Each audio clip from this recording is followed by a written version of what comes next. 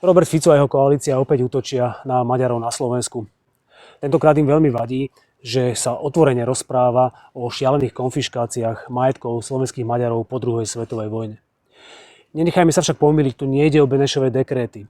Tu ide o to, že Fico a spol potrebujú umlčať svoju politickú konkurenciu, či už na maďarskej alebo slovenskej strane. Preto prichádzajú s prílepkovým zákonom, kde by trestným činom bolo spochybňovanie povojnových pomerov na Slovensku. Ja to vnímam veľmi citlivo hneď z niekoľkých dôvodov. Poprvé považujem to za zásah do slobody prejavu. Je to potvrdením toho, že za Ficovej éry máme na Slovensku občanov druhej kategórie. Vnímam to citlivo aj preto, že som absolútne presvedčený o tom, že každá jedna menšina bez rozdielu by mala mať rovnaké práva ako väčšinová časť obyvateľstva.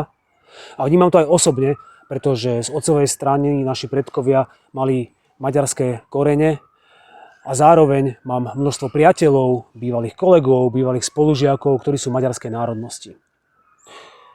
Priatelia, keď sa chceme vyrovnať a vysporiadať s historickými krivdami, musíme o nich otvorene rozprávať a nie si nechať zalepiť ústa ďalším barbarským Ficovým zákonom.